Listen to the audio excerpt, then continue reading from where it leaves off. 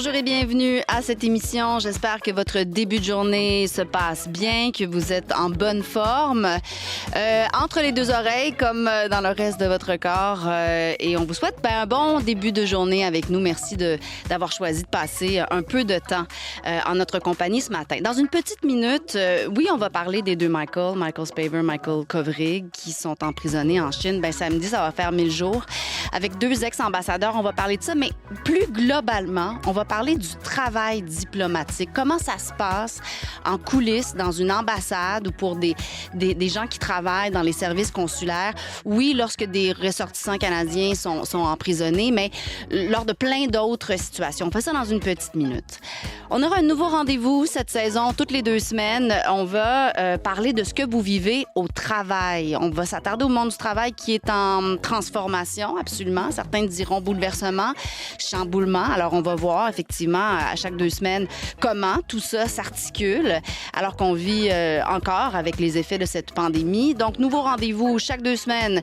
La journaliste affaires de la presse, Isabelle Massé, sera là. Elle sera là en alternance avec des spécialistes. Et aujourd'hui, c'est avec Céline Morellon, chef des ressources humaines à la Société du Parc Jean Drapeau. Et on va parler de télétravail, de travail hybride. Est-ce que les employeurs et employés sont au diapason? On dirait que je vous entends répondre à cette question-là. Donc, on va discuter de tout ça en première heure. Et en deuxième heure, on aura des nouvelles de l'autrice et sociologue Caroline Dawson. Vous êtes nombreuses à avoir lu Là où je me terre, son premier roman où elle raconte son arrivée au Québec du Chili alors qu'elle était enfant. Ça vous a tellement touché, fait rire ce livre-là aussi. Le 12 août, la journée J'achète un livre québécois, vous l'êtes beaucoup procuré. C'est dans les meilleurs vendeurs. Et Caroline Dawson, fait face à tout un défi de santé. On va prendre de ses nouvelles et on va avec elle faire un journal de bord radiophonique au courant des prochaines semaines, prochains mois pour l'accompagner à travers tout ça. Alors, allons-y avec ce triste anniversaire, samedi, 1000 jours donc d'emprisonnement pour Michael Spavor et Michael Kovrig. Ils ont été arrêtés, ces Canadiens, en décembre 2018. Vous le savez, quelques jours après l'arrestation à Vancouver de la directrice financière de Huawei, Meng Wanzhou. Et depuis ce temps, il y a un grand ballet diplomatique pour tenter de libérer les deux Michael. Et on va parler de cette situation-là, mais on va y aller beaucoup plus largement avec 2 ex-ambassadeurs. Ferry de Kerkhove, bonjour. Bonjour. Ancien ambassadeur du Canada au Pakistan, en Indonésie et en Égypte, diplomate de carrière depuis 40 ans, comme Guy Saint-Jacques. Bonjour. Bonjour, Mme McQuaid. Ancien ambassadeur du Canada en Chine. Donc, avant de parler plus largement du travail diplomatique, je me tourne vers vous d'abord, M. Saint-Jacques. Votre réaction là, à cet article du Global Times qui, sans que ce soit corroboré par des sources indépendantes, allègue que Michael Spavor a pris des photos de matériel militaire chinois, les aurait envoyées à M. Kovrig, ce qui confirmerait donc les accusations d'espionnage. Il vient d'être condamné à 11 ans de prison. Votre réaction à cet article? Je dirais qu'on assiste à une opération de propagande de la part de la Chine pour essayer de donner un vernis de légitimité au processus judiciaire qui s'est déroulé là. Puis aussi, bien sûr, en Chine, la notion de secret, de sécurité nationale, c'est très élastique. Puis moi, je pense que sans qu'on puisse voir, parce qu'ils n'ont pas montré des exemples, des photos que M. Spavor avait pris. Je sais qu'il aimait prendre des selfies quand il était à l'aéroport. Puis, bien sûr, dans ça, on peut voir peut-être en arrière un radar, une installation radar ou un avion militaire. Puis, je me dis, ça y est, vous voyez, c'est un espion. Puis, dans le cas de M. Kovrig, contrairement à ce que dit l'article, il ne prétendait pas être un homme d'affaires. C'était un chercheur qui travaillait pour une ONG. Il menait ses activités de façon très ouverte. Il rencontrait d'ailleurs des officiels chinois pour leur poser des questions sur la situation en Chine, sur les relations avec les voisins. Mais là, tout ça, je pense, c'est pour préparer l'opinion publique à une sentence très sévère qui va être donnée à M.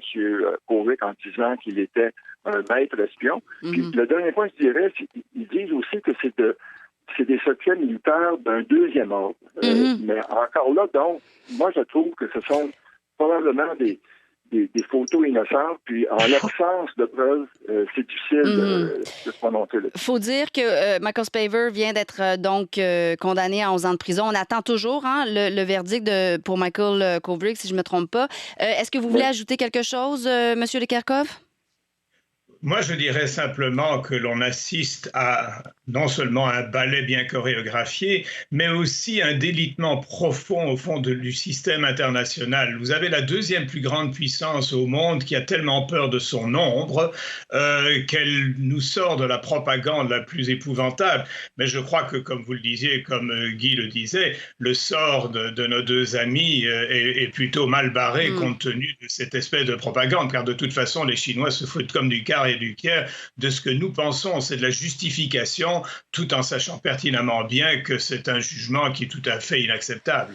Et d'ailleurs, il faut dire, le Global Times est un média très proche du Parti communiste, donc un média qu'on qualifie de propagande. Alors, on va revenir à la situation de la Chine, mais aussi à d'autres situations internationales, parce que avec vous deux ce matin, il y a une mine d'or d'informations auxquelles on n'a pas vraiment souvent accès.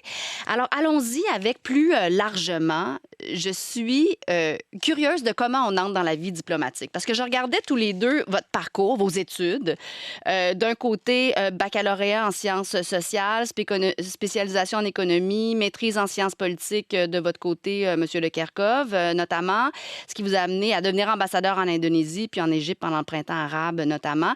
Je regardais de votre côté, Guy Saint-Jacques, beaucoup de travail en énergie, en environnement, gestion de personnel, ce qui vous a amené notamment à être chef de mission adjoint à l'ambassade du Canada à Washington, mais aussi ambassadeur en Chine. Comment on fait son chemin dans le monde diplomatique, M. Saint-Jacques?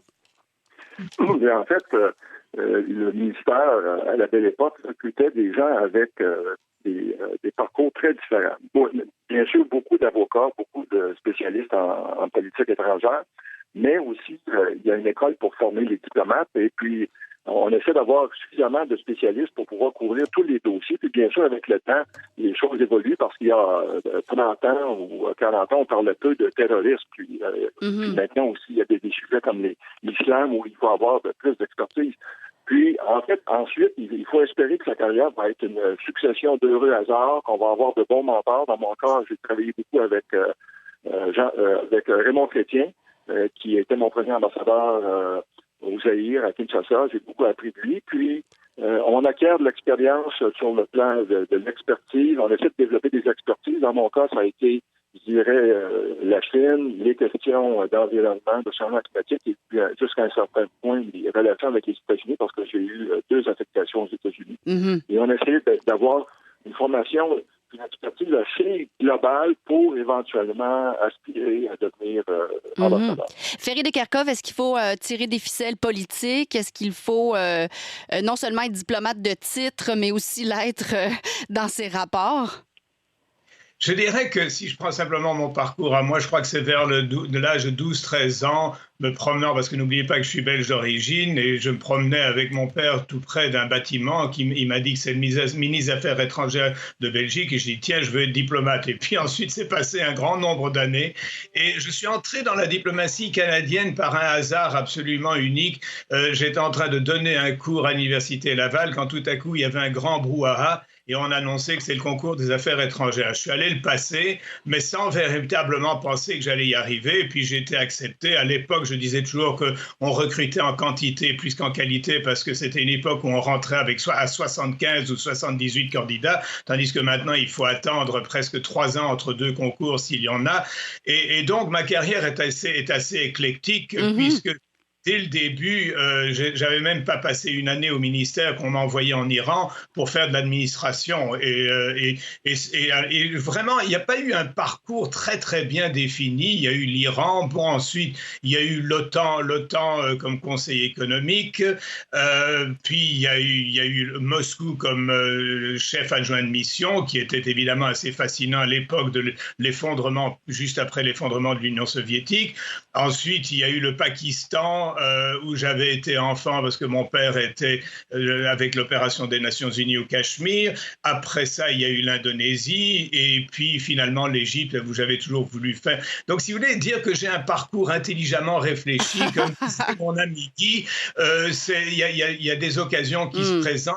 Mais il y a d'autres gens qui sont beaucoup plus compétents dans la planification de la carrière. Pour moi, c'est le bonheur d'être à l'étranger et j'avais tendance à accepter ou demander des postes qui n'étaient pas nécessairement privilégiés par d'autres.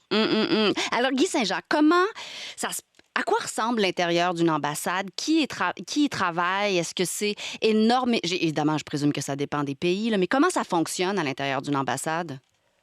Ça varie beaucoup parce qu'il y a des ambassades où finalement il y a très peu de personnes, il y a peut-être quelques Canadiens seulement, puis à l'extrême, vous avez des places comme Washington où il y a plus de 300 personnes, ou à Pékin où il y avait un peu plus de 300 personnes, environ 75 Canadiens, des diplomates canadiens, et le reste était des employés recrutés sur place, dont beaucoup de Canadiens qui travaillaient, qui voulaient vivre en Chine. Puis, le travail d'un ambassadeur, en fait, c'est très général. Le matin, on peut s'occuper d'une question consulaire délicate. Dans l'après-midi, vous allez faire la promotion de produits canadiens, d'avions, de bombardiers. Et le soir, vous allez être l'hôte d'une réception pour les grands ballets canadiens. Donc, il faut être très flexible. Et puis, on s'attend à ce que l'ambassadeur va développer le maximum de contacts parce que son influence vient de la qualité de son réseau. On espère qu'il va être ami avec sur le terrain. Hauts fonctionnaires sur le terrain, avec les politiciens, avec les universitaires, avec les journalistes, les gens d'affaires. Les gens d'affaires pour pouvoir essayer d'avoir le maximum d'influence. OK, comment on fait, Ferry de Kerkhove, quand on est, par exemple, au Pakistan, en Iran ou en Égypte, pour faire son travail sans piler sur les pieds des gens? Parce qu'il y a du travail sensible là, qui doit se faire. Comment on fait ça? Je vous dirais que j'avais tendance à piler très fort sur les gens. C'était un peu ma marque de fabrique. J'ai, par exemple, dû négocier pour un contrat d'une compagnie canadienne qui était gelée depuis des années. Et ça m'a pris 3 ans à taper sur tout le monde, au point qu'à un moment donné, et on faisait aussi d'ailleurs pour Nortel, pour le sans-fil, et à un moment donné, Musharraf, le général Musharraf avait fini par dire « J'en ai ras-le-bol de me faire assaillir par de Kerkhove tout le temps, on va finir par donner le contrat à Nortel, comme ça j'aurai la paix. » Je donne ça un peu comme exemple, mais si vous voulez, c'est de l'entre-gens, c'est du travail sur le terrain, c'est connaître le plus grand monde et en même temps garder quand même sa distance, parce que vous parlez d'un régime, moi au Pakistan c'était un régime militaire après la chute de Nawaz Sharif et j'avais des liens étroits parce qu'on m'avait un peu adopté parce que j'avais été enfant au Pakistan, mais il faut aussi garder un petit peu sa distance tout en étant très proche, si vous voulez. C'est une chorégraphie et il faut surtout éviter ce que j'appelle le localitis, c'est-à-dire la passion telle du local que vous finissez par perdre la perspective sur les défauts, les problèmes et vos propres mandats et vos propres vertus, vos propres obligations morales. Bon. Et donc, à certains moments, ça peut être difficile à gérer compte tenu de tous les efforts que vous mettez pour associer les gens au projet que vous poursuivez. Bon, évidemment, là, il y a des relations d'affaires, on comprend bien, des relations politiques à tisser, des intérêts qu'il faut pousser, parfois en pilant sur des pieds. Mais Ferry de Kerkhove, quand on est, par exemple, ambassadeur d'Égypte en plein printemps arabe, comment ça se passe? C'est-à-dire, on sait que la grogne s'installe, la population se désorganise ou se mobilise. Ça ressemble à quoi le ballet? Ça ressemblait à quoi, en fait, le ballet à l'ambassade d'Égypte lors des journées les plus intenses du printemps arabe? C'était passablement rouleux dans la mesure où j'ai fini par passer 6 nuits dans mon bureau à gérer le projet d'évacuation ordonné par le Premier ministre Harper, et c'était du 24 heures sur 24 à s'assurer que les convois conduisant les Canadiens à l'aéroport passent par les bonnes routes pour éviter justement les contre-coups. Bref, c'était une ambiance assez extraordinaire. Il y avait un certain danger, évidemment, puisque la chancellerie était à 100 mètres de la place Tahrir. Traverser les ponts pour aller arrivé à la résidence, il fallait oublier ça parce que la masse était constante. Si vous voulez, c'est une ambiance à la fois exaltante parce que vous croyez que quelque chose de très important se passe et en même temps, vous n'avez absolument pas le temps de faire autre chose que de gérer la crise qui est essentiellement celle d'évacuer les gens. Je vous dirais que, par exemple, la conversation que j'ai eue avec le Premier ministre Harper n'a pas excédé 1 minute dans la mesure où il fallait lui donner l'heure juste et ensuite retourner au charbon, comme on disait dans le temps. Autrement dit, si vous voulez, à ce moment-là, les contacts ne sont pratiquement même plus utiles. C'est-à-dire qu'au ministère des Affaires étrangères, c'est très bien, mais eux-mêmes sont dépassés par les événements. Donc, vous devenez en charge de tout, du plus petit élément de l'évacuation que de l'analyse, que de se promener sur la place Tahrir en faisant attention pour voir véritablement ce qui s'y passait, pour aider, par exemple, un journaliste comme Kassongué, qui est photographe, qui s'était fait tabasser, essayer de trouver une ambulance pour le ressortir. Vous savez, c'est d'une intensité extraordinaire, c'est exaltant parce qu'il y a quelque chose qui se passe et que l'on espère que ça va bien tourner. Malheureusement, ça n'a pas tourné du bon côté. Alors, Guy Saint-Jacques, on entend souvent, justement, quand il faut rapatrier des gens au pays, que les services consulaires, j'appelle, j'ai pas de réponse. Ça fait plusieurs jours que je suis pas capable d'avoir le lien avec l'ambassade ou le consulat. Les pouvoirs sur le terrain, l'argent dont vous disposez, pourquoi on entend souvent des insatisfactions? Et en fait, je dirais qu'il y a plusieurs raisons. D'abord, souvent, ce qu'on voit, c'est que les gens qui voyagent à l'étranger ne se préparent pas adéquatement. Ils ont des comportements à risque. Et il faut pas oublier qu'on est sujet aux lois locales. Donc, si on contrevient à ces lois-là, il y a des conséquences. D'autre part, si je donne l'exemple, vous vous souviendrez qu'au début de la COVID, il y avait ce paquebot qui était ancré près de Tokyo, puis les gens à bord, il y avait à peu près 200 Canadiens qui se plaignaient qu'il n'y avait pas de nouvelles de l'ambassade. Puis moi, j'ai dit, écoutez, au mieux, il y a 2 Canadiens qui travaillent dans la section consulaire, qui sont appuyés avec des personnels recrutés sur place, mais eux n'avaient pas de liste au départ de qui était à bord du paquebot. C'est qu'il faut faire des recherches, il faut essayer de trouver un numéro de téléphone pour les contacter, puis ensuite, essayer de travailler avec le gouvernement local pour organiser de l'aide. Mais tout ça, ça prend de l'aide, de la coordination, un peu de chance pour obtenir l'information. Je dirais c'est un travail auquel les ambassadeurs, quand on les prépare dans un cours qu'ils ont avant de partir en poste, on leur dit, écoutez, le travail consulaire, c'est une priorité pour vous, parce que s'il y a quelque chose qui va mal, ça va attirer l'attention des médias. Et donc, il faut essayer d'apporter le maximum d'appui, mais en même temps aussi, on ne peut pas donner de l'argent aux gens. Il faut souvent, par exemple, leur faire signer une promesse de rembourser les frais. Par exemple, s'il y a une évacuation par avion, on leur achète un billet d'avion, il faut que la personne s'engage à rembourser ça. Il y a beaucoup de gens, bien sûr. Puis, c'est un peu un rôle d'un travailleur social parce qu'on fait affaire à des gens qui sont stressés, que les choses vont mal, et puis il faut faire preuve de compassion, mais en même temps, en les aidant. Dans votre cadre, oui, c'est ça, dans votre cadre, qui n'est pas illimité non plus. Alors, si je reviens, et Guy Saint-Jacques, vous avez été ambassadeur en Chine de 2012 à 2016, c'est ça? Oui.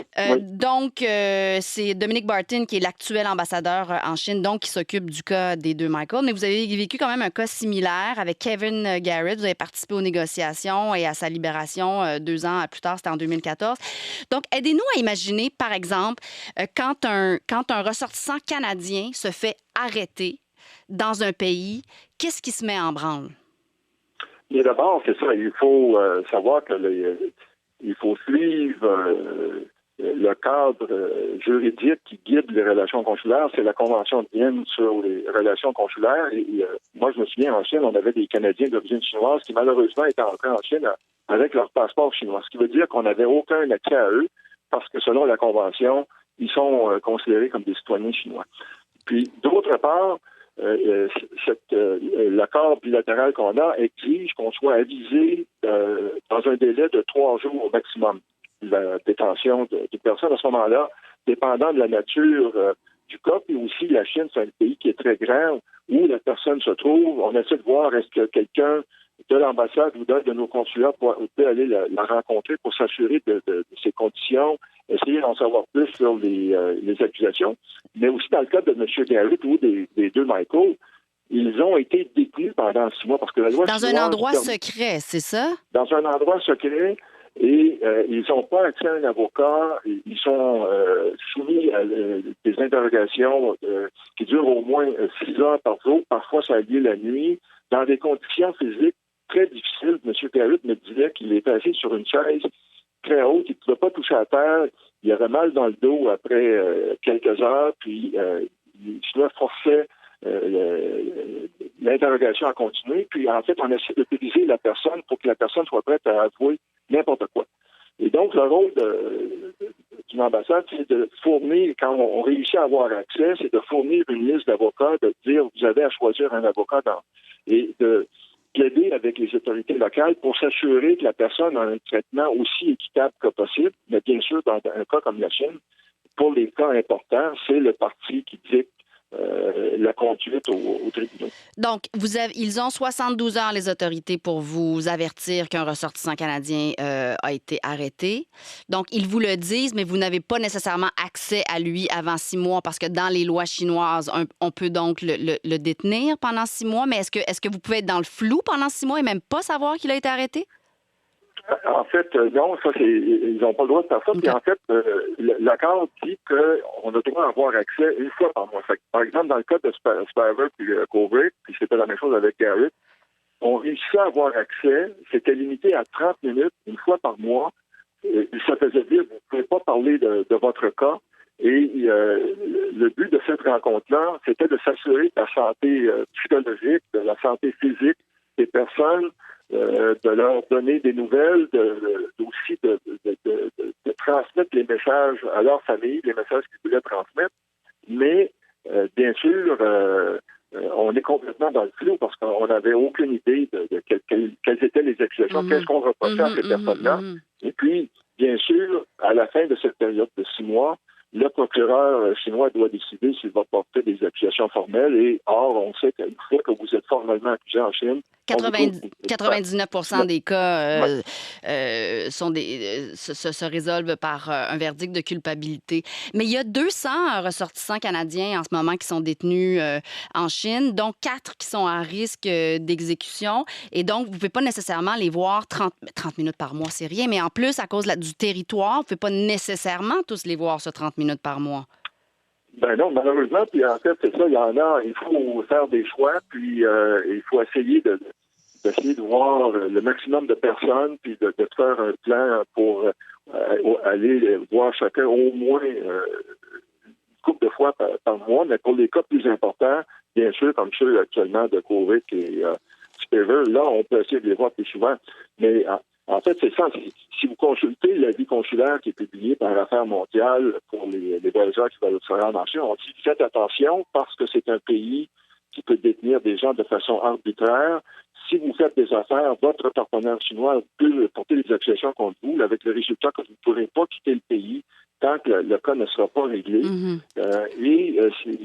Si vous êtes pris à faire du trafic de drogue, par exemple, vous allez être sujet à la peine de mort. Et là-dessus, moi, quand j'étais ambassadeur, on a eu 2 Canadiens qui ont été exécutés. Au mieux, ce qu'on a réussi à faire, c'est de retarder leur exécution d'1 an peut-être. Alors, je reviens à vous, Ferry de Kerkhove. Je rappelle, vous avez donc été ambassadeur au Pakistan, en Indonésie, en Égypte notamment. On a entendu M. Guy Saint-Jacques parler d'entente bilatérale. Mais il y a aussi le poids du Canada, comme c'est une puissance mineure là, à l'échelle internationale. Comment ça joue ça, par exemple, si je prends le cas de Raif Badawi, qui va terminer sa peine de 10 ans en février, je crois, sans qu'on ait pu vraiment faire quoi que ce soit pour lui. Comment ça se passe? Je dirais que le poids relatif d'un pays est peut-être moins important que la nature du délit pour lequel la personne a été condamnée. Comme Raif Badawi était un agent littéralement des droits de la personne pour l'Arabie saoudite, c'était évidemment très grave. D'un autre côté, nous étions quand même un pays qui avait 16 milliards d'accords avec l'Arabie saoudite. Autrement dit, si vous voulez, je ne dis pas que les États-Unis sont infiniment plus puissants que le Luxembourg pour intervenir dans une cause, mais d'une façon générale, c'est plutôt la nature du délit perçu par le pays en cause. Les Américains ont autant de problèmes à sortir le ressortissant d'Iran que nous en avons. Je crois que c'est là où ce qu'il faut faire aussi, c'est une distinction dans les types, au fond, de cas consulaires. Et je dois saluer quand même la contribution de M. Harper qui a donné à la question consulaire aux affaires étrangères une importance beaucoup plus grande qu'auparavant. Mais essentiellement, ça dépend du délit. Comme par exemple, vous avez des cas de drogue pour lesquels vous pouvez chanter Malbrook et il n'y a absolument rien qui va se passer. Par exemple, en Iran, je suis allé assister à des tas de jugements et ça a toujours été exactement la même chose, 6 mois, et puis il est en prison. Vous avez ensuite les problèmes politiques qui, eux, que l'on a connus en Égypte avec certains journalistes notamment, de double citoyenneté. La double citoyenneté est peut-être le problème le plus difficile.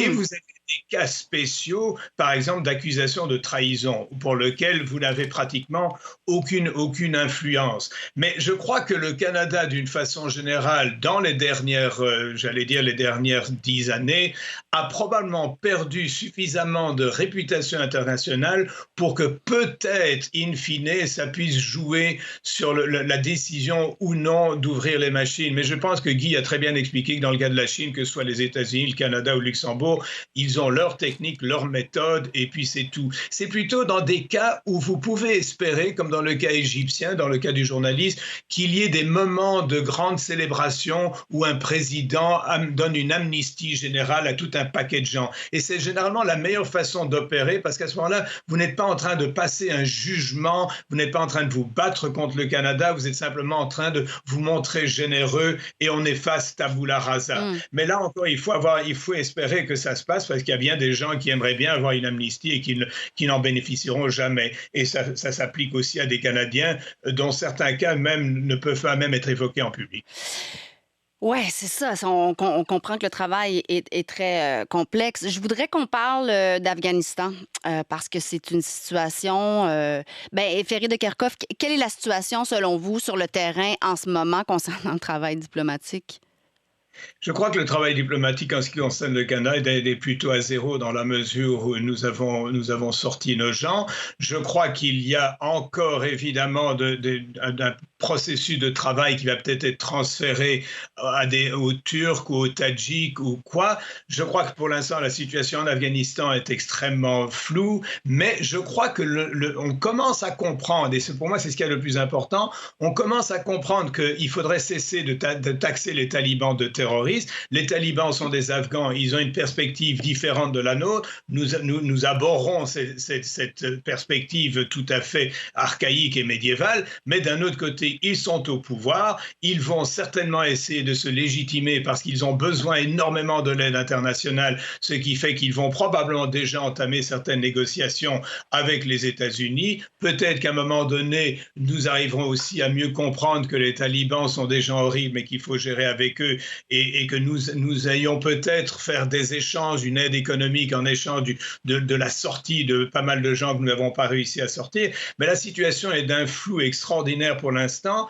Et le drame, c'est qu'il va y avoir dans la période à venir toute une série de rétorsions, des assassinats par les troupes talibanes qui ne sont jamais sous un contrôle total. Vous savez, c'est une hiérarchie relativement floue. La différence entre Kaboul et l'arrière-pays est énorme. Il y a des règlements de compte qui vont se passer et il y a évidemment toute la question de Daesh. Dans quelle mesure est-ce que l'État islamique du Khorasan va suffisamment mobiliser les talibans pour même coopérer avec les États-Unis dans la vraie lutte contre le terrorisme de Daesh?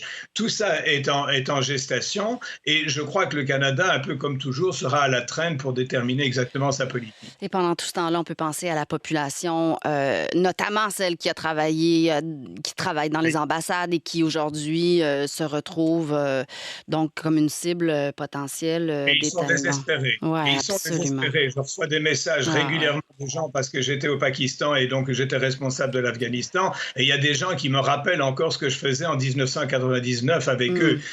Il y a longtemps, mais les gens ont la mémoire parce qu'ils veulent sortir. En terminant et rapidement, Guy Saint-Jacques, bon, les espoirs pour les deux Michael, quels sont-ils, vous pensez? Ben, moi, je suis malheureusement très peu optimiste parce que le président Biden, surtout après la débâcle en Afghanistan, qui a miné sa réputation sur le plan international, ne voudra pas faire de concessions, ne voudra pas abandonner les accusations contre Mme Mang. Donc, ça veut dire que le processus d'extradition va continuer.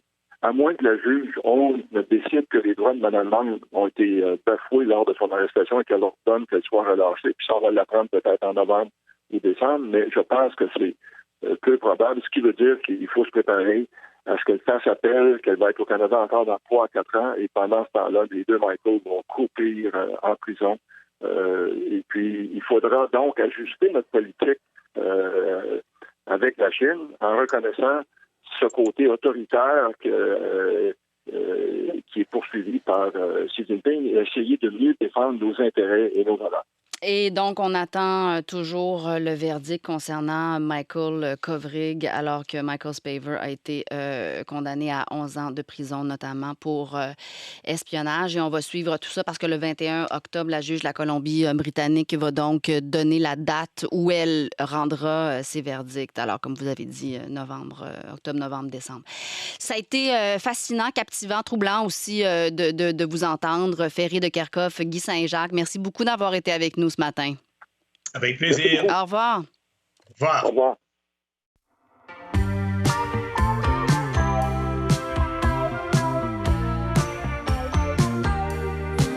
Je marche et crochette, trop ce que j'ai trop, j'ai fait fi.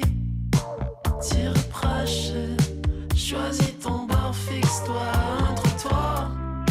Stop ton flingue, je te plaît, fais-toi gloire.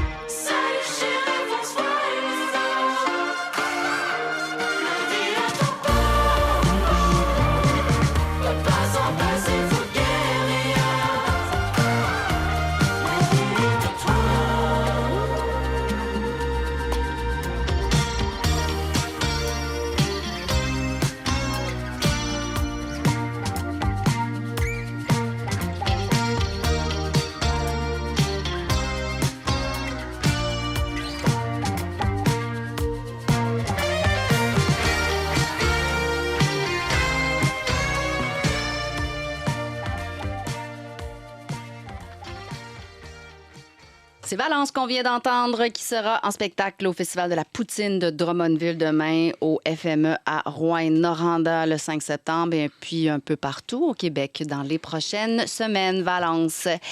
En deuxième heure, je prends un instant, une petite seconde pour vous dire que c'est le retour de notre historien en résidence, Laurent Turcot, qui aujourd'hui va s'attarder sur l'histoire de la coupe Longueuil. Cette coupe qui ne cesse de revenir à la mode. Et voilà donc de quoi il sera en question un peu plus tard en deuxième heure. Nous vous avons dit ce matin, et je vous le répète, qu'à partir d'aujourd'hui, toutes les 2 semaines, nouveau segment sur le monde du travail qui est actuellement en pleine transition, en pleine ébullition, en plein chamboulement. Hein? Je pense qu'on va mettre une petite bûche, enlever une petite bûche sur le drame autour des bouleversements du monde du travail, mais il y en a qu'on va prendre très au sérieux. C'est pour ça qu'on a ce nouveau segment. Avec aux 2 semaines, la journaliste de la presse Isabelle Massé. Salut! Bonjour! Et en alternance avec 2 expertes. Et cette semaine, c'est Céline Morellon. Bonjour Céline! Bonjour! Directrice des ressources humaines à la Société du Parc Jean-Drapeau et présidente de Leader de Valeurs. Alors, allons-y avec ce premier sujet, télétravail. C'est peut-être le grand chamboulement de la dernière année et demie. Télétravail, formule hybride, avec un retour en ce moment progressif en présentiel. Est-ce que, Isabelle, la grande question, est-ce qu'employeurs et employés sont en ce moment au diapason? Et on entend beaucoup parler de ça, hein, mais je te répondrais oui.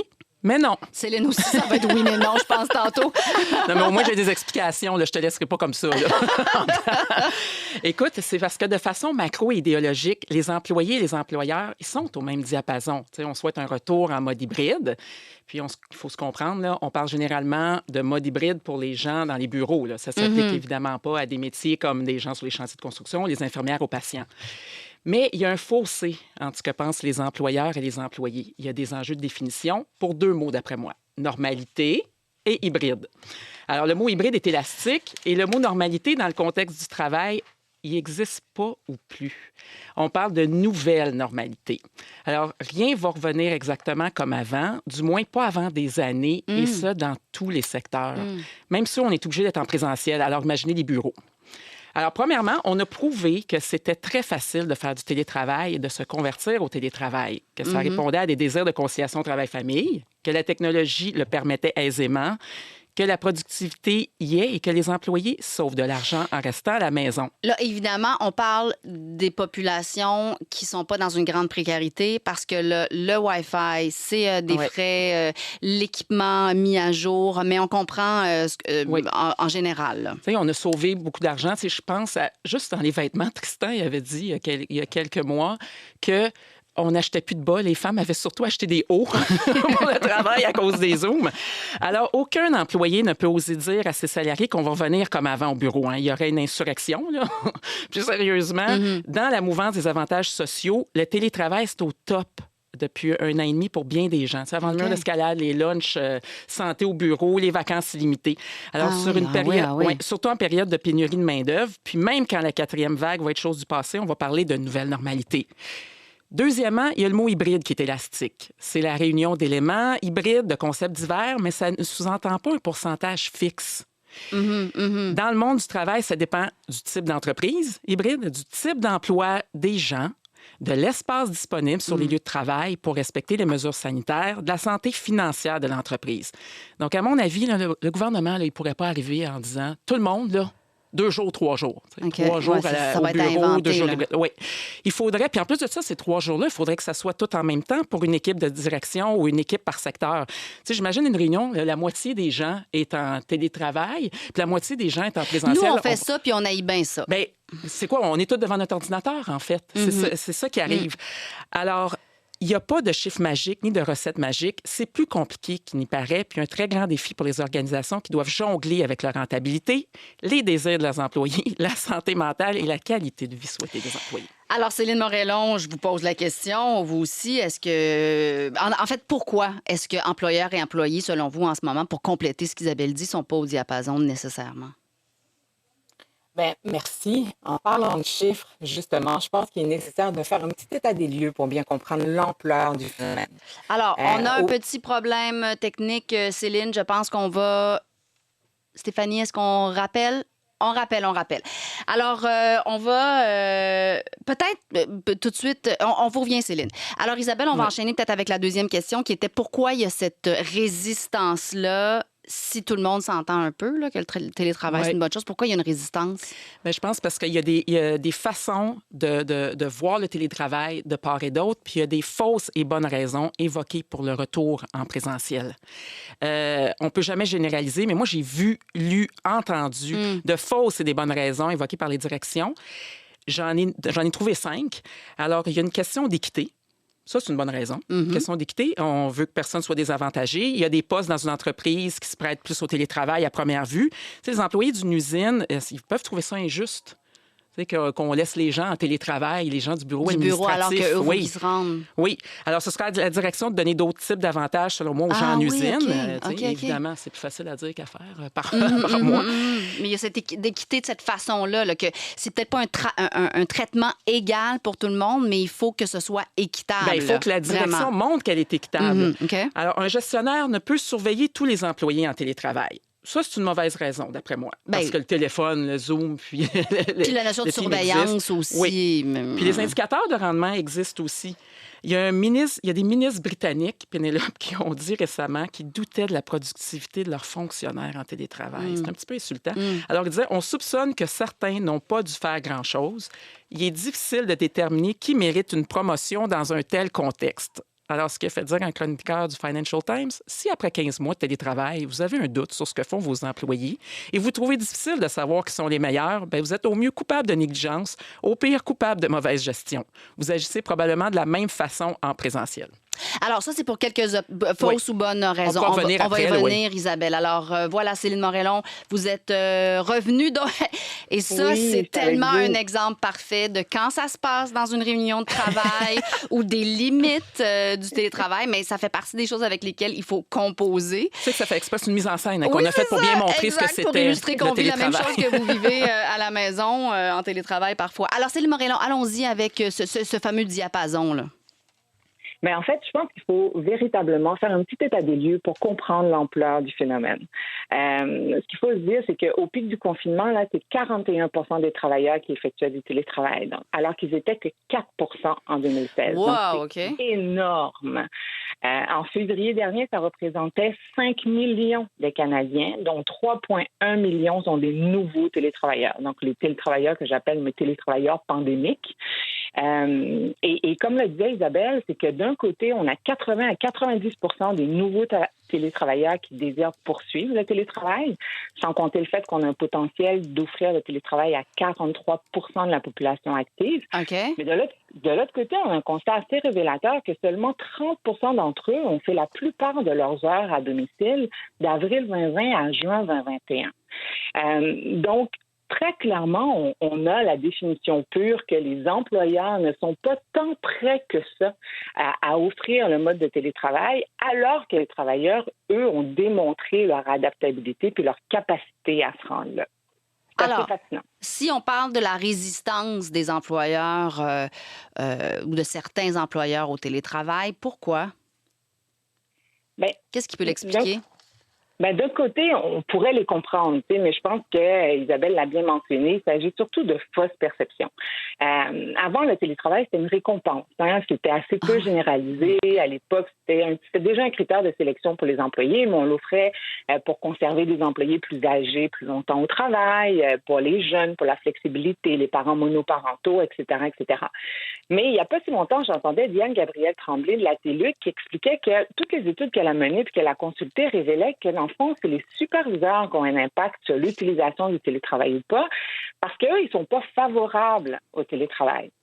Donc, on a clairement un enjeu au niveau de l'adaptation des gestionnaires à une nouvelle réalité qui semble déstabilisante pour eux. Mais les réponses simples n'existent pas, malheureusement. Puis cette réticence qui pourrait découler du fait qu'on a l'impression que c'est moins productif, qu'un employé ou une employée est moins efficace. Qu'est-ce qu'on peut dire là-dessus, Céline Morellon?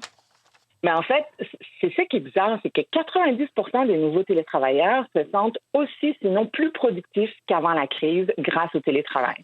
Ils ont véritablement utilisé le temps improductif à travailler plutôt qu'à s'amuser. Il y a 32% d'entre eux qui disent même qu'ils travaillent beaucoup plus aujourd'hui qu'ils le faisaient avant la crise. Bon, maintenant, j'ai pas l'évaluation des employeurs sur la même question, mais d'autres éléments peuvent être révélateurs, comme le fait que le manque de productivité ne figure pas parmi la liste des éléments qui sont les plus importants pour les employeurs. OK. Puis pourtant, tous les sondages des dernières années révèlent qu'ils sont défavorables à cette façon de faire-là parce qu'ils ont l'impression que ça aura une incidence négative sur la productivité. Je trouve ça dommage parce qu'on se retrouve véritablement dans l'enjeu de la gestion à vue, qu'on appelle, donc le fait de voir ces travailleurs, et que c'est ça qui réclame des gestionnaires une forme d'adaptation qu'ils n'ont pas eu l'opportunité, je pense, de véritablement exploiter pendant la crise. Ben, d'ailleurs, il y a tous ces logiciels qui permettent aux employeurs de voir quand leurs employés sont connectés ou ça fait combien de temps que la petite souris n'a pas travaillé, n'a pas été bougée sur leur ordinateur. Il y a des choses qui sont mises en place pour une surveillance à vue, mais virtuellement. Là, ça revient un peu au même. Puis ça aussi, ça déplaît quand même, on peut le dire, à certains employés. Il y en a pour qui ça déplaît, mais il y a une entreprise qui s'appelle Nubic qui, depuis des années, c'est son modèle d'affaires, en fait. Nubic est spécialisée dans l'implantation de solutions d'affaires. Ça fait des années qu'elle n'est qu'en télétravail. Elles ont, cette entreprise-là, un logiciel qui représente le bureau, où tu peux voir les gens dans leur bureau et les gens en train de travailler. Et les employés aiment ça? Oui, les employés aiment ça. Et l'employeur aussi, parce que dans un cas de pénurie de main-d'œuvre, peut aller recruter partout au Québec et partout dans le monde. D'accord. Donc ils ont trouvé une façon de le faire qui convient. Si on continue avec les fausses et bonnes raisons des organisations, Isabelle Massé, pour résister. Oui, et les gens ont peur de la perte de culture d'entreprise et des rencontres informelles, ce que je trouve qui est une bonne raison de la part de la direction aussi. Tu sais, les rencontres à la machine à eau dans le cadre de porte. Là.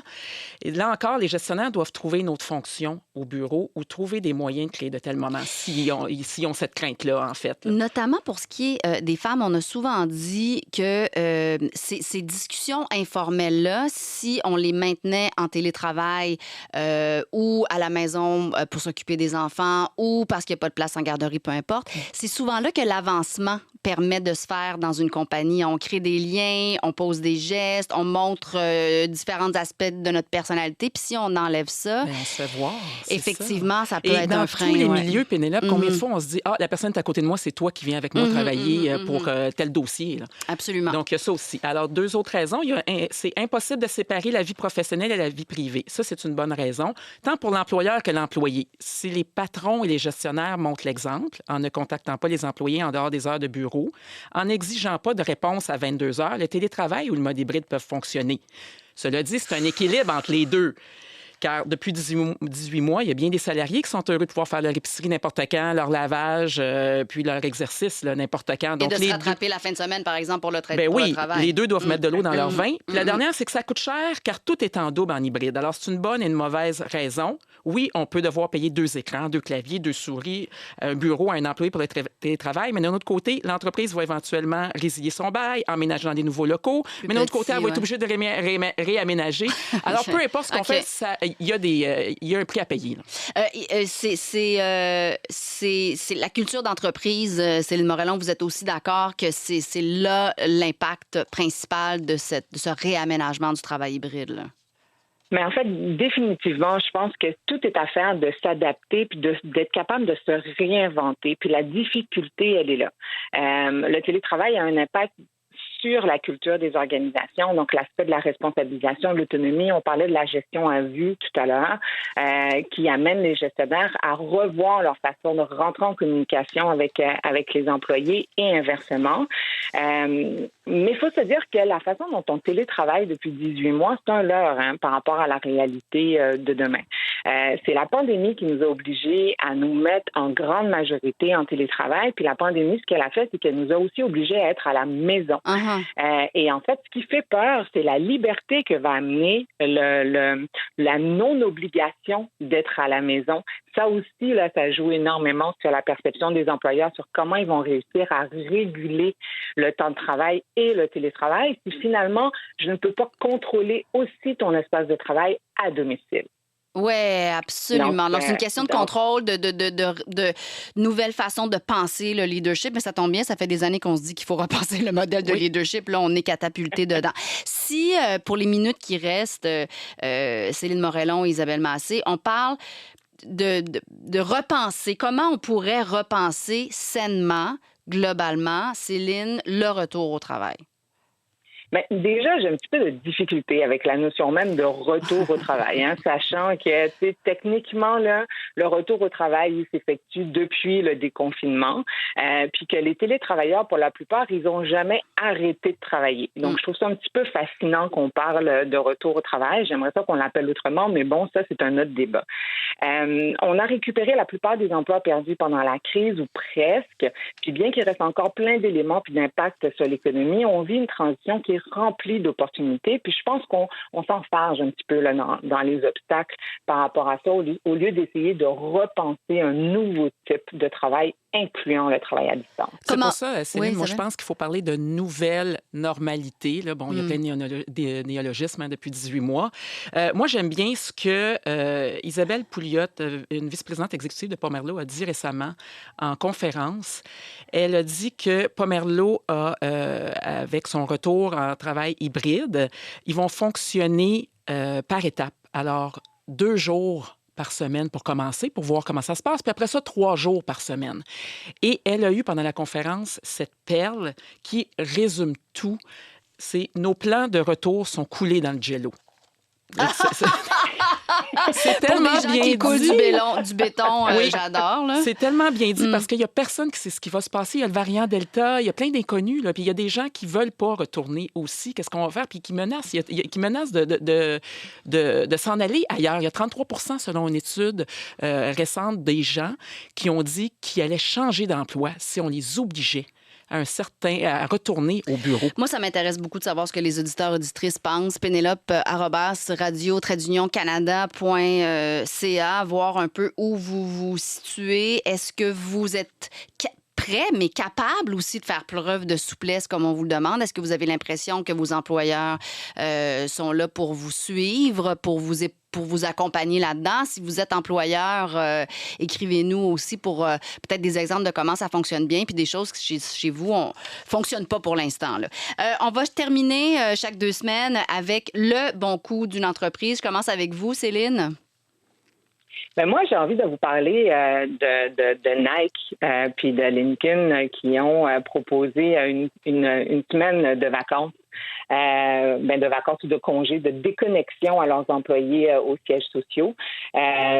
Puis honnêtement, moi, je pense que c'est vraiment une bonne chose à faire là, pour pouvoir aider les employés à avoir du repos dans cette période de crise. Absolument. Donc, déconnexion, congé, ça pourrait être effectivement une façon de rendre ça équitable dans une entreprise, hein, pour ceux qui sont pas tous égalitaires dans leur travail. Puis, Isabelle Massé, votre bon coup à vous? C'est pas un bon coup à proprement parler, mais un coup qui marque l'imaginaire. Il y a de plus en plus d'entreprises qui offrent aux doublement vaccinés des cadeaux, comme une bouteille de champagne, par exemple. Alors, la compagnie aérienne américaine Delta fait le contraire. Elle va obliger ses employés qui ne sont pas doublement vaccinés à payer 200 $ à leurs frais mensuels pour une assurance maladie. Ah oui, OK. Mais oui, le PDG, Ed Bastian, a fait savoir que ça avait coûté en moyenne 50 000 $ à l'entreprise par employé qui avait dû être hospitalisé à cause de la COVID. Ah, OK. Ben ça, on va voir toutes ces nouvelles clauses-là, ces nouvelles façons de faire. Alors, on se doutait bien qu'il y avait beaucoup de matière à discussion pour le monde du travail. Isabelle Massé, on se retrouve dans 2 semaines. Céline Morellon, on se retrouve un peu plus tard alors que vous serez en alternance avec Isabelle Massé. Merci beaucoup à vous deux. Merci. Merci à vous. Alors, c'est comme ça que se termine cette première heure. Après les infos, on prend des nouvelles de l'autrice Caroline Dawson. À tout de suite.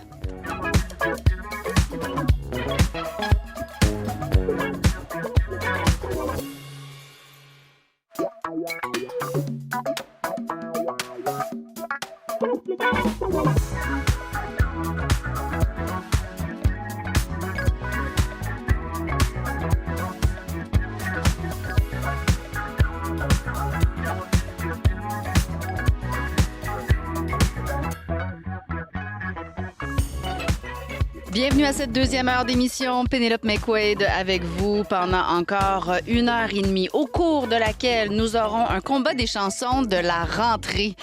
Rentrez peut-être au gym si vous reprenez l'entraînement. Rentrez peut-être pour votre cours d'espagnol si vous prenez un cours d'espagnol de votre cours de cuisine. Rentrez à l'école, rentrez au bureau, rentrez dans le trafic, rentrez partout.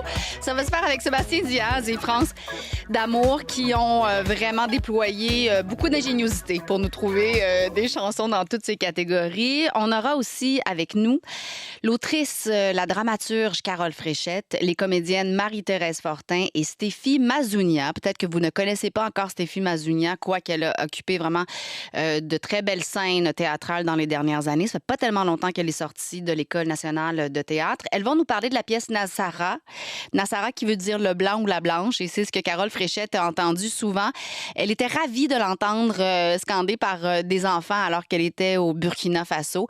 Ça a fait germer chez elle l'idée d'un texte il y a plusieurs années qui, bientôt, sera sur les planches du théâtre d'aujourd'hui. Mais d'abord, en janvier dernier, j'avais reçu, peut-être que vous étiez à l'écoute, l'autrice Caroline Dawson pour parler de son roman « Là où je me terre », un de mes grands coups de cœur littéraires, mais certainement des vôtres aussi, parce que ça s'est très bien vendu. Encore le 12 août pour la journée, j'achète un livre québécois. Elle a très, très bien fait dans le palmarès des ventes. Et c'est donc au mois d'août, à la mi-août, j'ai été assez happée par sa publication sur Facebook où elle présentait un défi de santé de taille dont elle va nous parler. Et dans ce message, elle disait « N'hésitez pas à continuer à m'inviter partout. Ça me fait un bien fou à participer à plein de trucs quand la santé le permet. » On l'a pris au mot. Et au courant des prochaines semaines, prochains mois, si elle le veut bien toujours, on va faire une espèce de journal de bord radiophonique de ce qu'elle vit. Caroline Dawson, bonjour. Bonjour, Pénélope. Salut, Caroline. Alors, on va se tutoyer parce qu'on se connaît un peu. Est-ce que ça te Oui, convient? avec plaisir. OK, d'accord. Oui, avec grand plaisir. Alors, Caroline, raconte-nous ce que tu vis. Je voulais pas le dire en te présentant parce que c'est à toi, en fait, de choisir les bons mots que tu veux pour nous raconter un peu ce que tu vis. Oui, en fait, j'ai été diagnostiquée par un ostéosarcome, qui est un type de cancer des os assez agressif. C'est le même cancer qu'a eu Terry Fox, donc ça peut le rendre plus sympathique, peut-être. Quoique ça ne le rend pas moins agressif. Non, mais pourquoi toi, tu as fait le lien avec Terry Fox? Parce que quand j'étais petite, j'étais complètement obsédée par l'histoire de Terry Fox. Je ne sais pas pourquoi. Je pense que tous mes exposés oraux portaient sur Terry Fox. Je trouvais, tu sais, le livre, un exemple de courage, un exemple de... Moi, c'était Terry Fox, c'était le mien. Et bon, la vie me le renvoie bien aujourd'hui. Oh là là. Hein? Caroline, c'est moi qui c'est moi qui ai ce sarcome-là. Donc, ce type de cancer qui est assez difficile à diagnostiquer. Les sarcomes, en général, là, c'est souvent le préhospitalier est difficile parce que on le confond avec plein d'autres choses. Moi, on pensait au début que c'était une hernie discale. Parce que tu avais mal au dos. Ça a commencé comme ça. Maux de dos. Oui, maux de dos. Je courais, mais tu sais, juste pour faire semblant, là, comme les gens du plateau, je courais peut-être 3 fois par semaine, 5 kilomètres. Okay. Et j'avais mal à chaque fois. Je savais, voyons, qu'est-ce qui se passe? Et là, c'était le nerf sciatique. Là, j'ai attendu. Là, finalement, non, ça doit être une hernie discale. J'ai attendu. J'ai été voir une physio. Puis bon, finalement, au bout de traitement, la physio qui était exceptionnelle m'a dit « Caroline, on est allé au bout des traitements. C'est impossible que ce soit ça. » Et donc, après plusieurs... événements, finalement, j'ai eu le diagnostic. Ouais. Et par un IRM au privé parce qu'on soupçonnait bien que l'attente ne se pouvait pas dans ton cas, là, parce que, comme tu l'as dit, Caroline Dawson, c'est un cancer rare et agressif. Et tu as découvert donc une tumeur de 25 cm. Oui.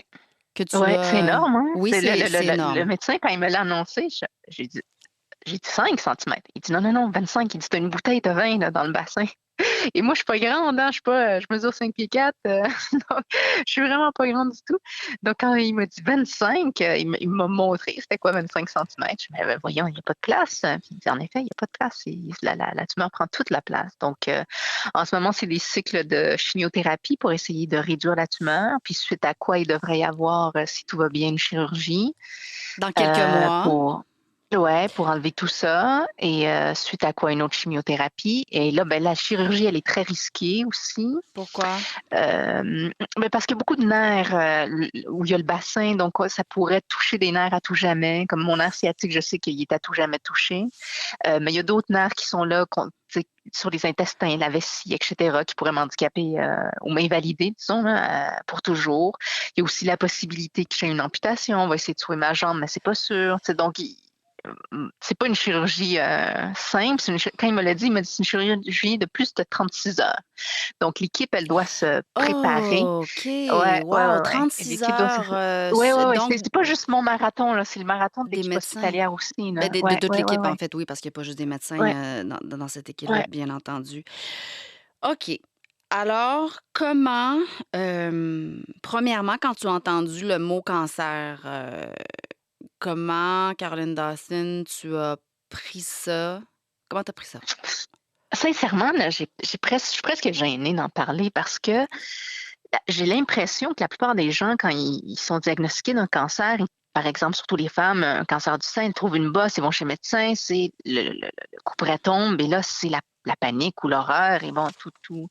Moi, c'était pas ça. Ça fait 4 mois que j'étais dans des douleurs, et dans des douleurs extrêmes, là. J'avais une tumeur, et on guérissait ça à coup de Tylenol, tu sais. Donc, quand j'ai passé l'IRM, le médecin m'a appelé le jour même, alors qu'ils font jamais ça.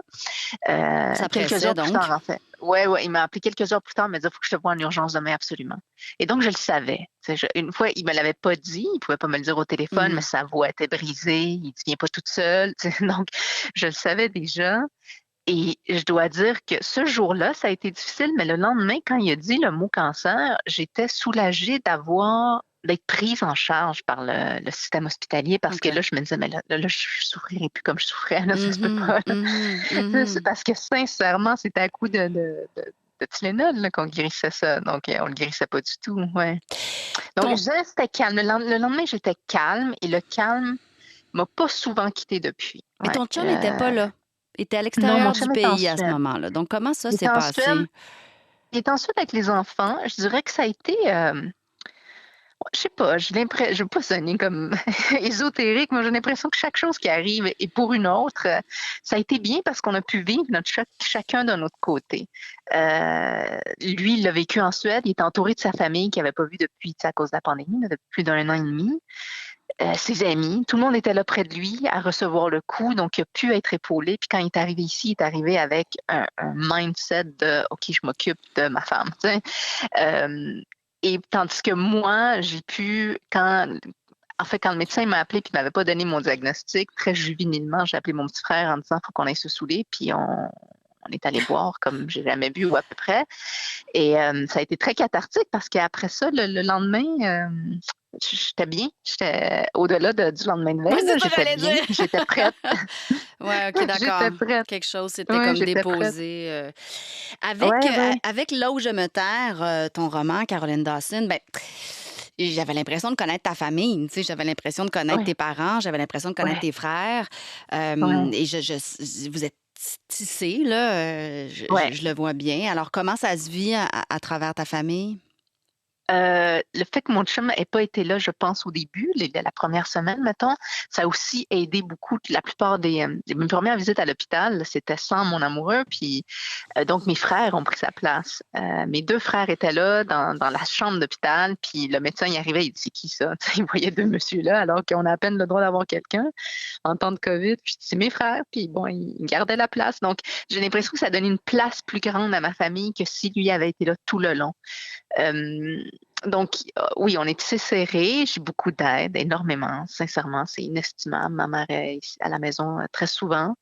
Mais il y a quelque chose d'injuste, je trouve, pour eux. Tu sais, moi, je vois mes parents souffrir. Là, Hmm, et moi-même, ayant des enfants, je me dis, c'est sûr que c'est mieux que ce soit moi qui l'aille que hmm, mes enfants. Et j'ai l'impression que c'est ce qu'ils souhaiteraient. Tu sais. mhm.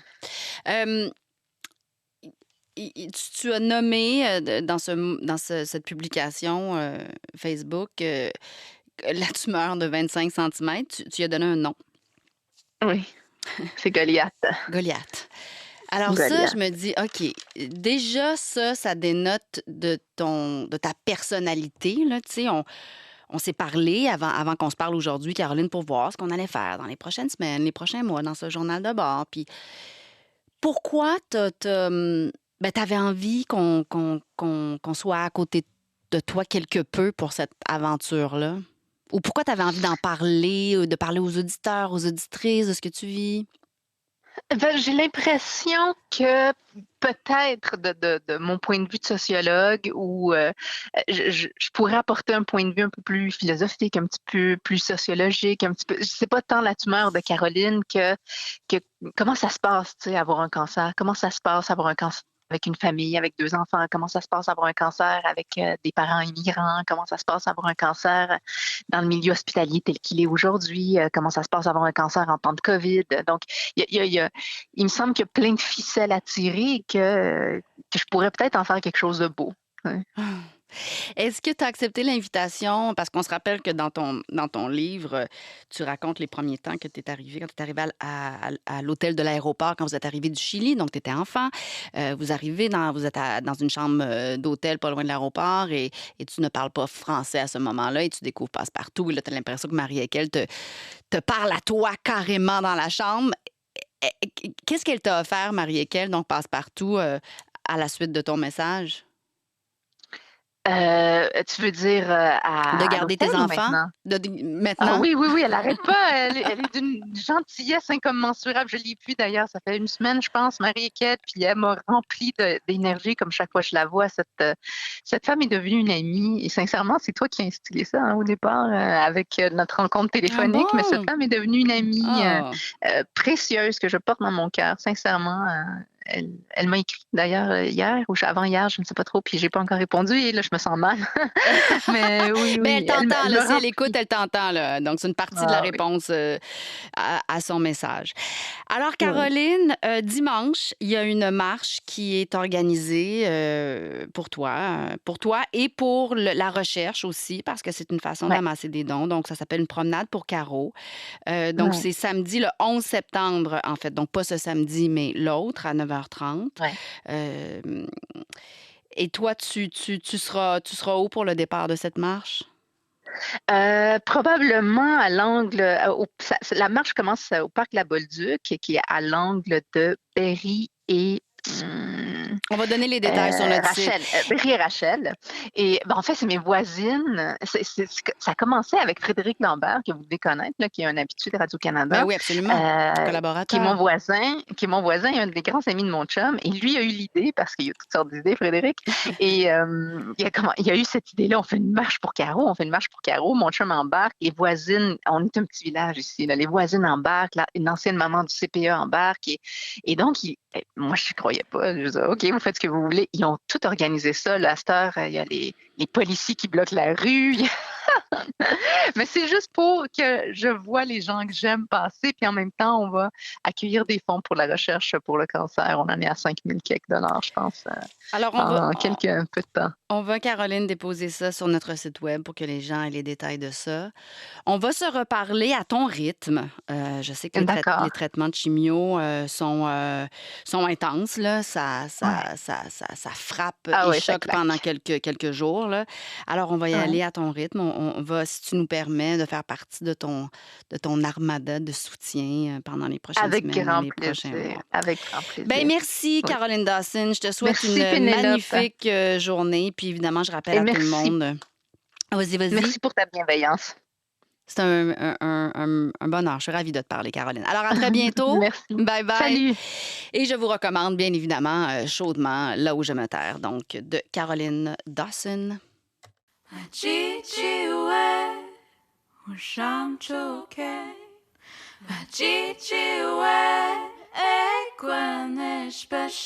Mon ami, ma chichiwe, au champ choqué. Je suis fatiguée, mal à l'aise, des mêmes histoires où t'es pas bonne, correcte, bête, en plus pas, je suis smart et belle. Ce soir, je vais être honnête. Eux qui sont mauvais.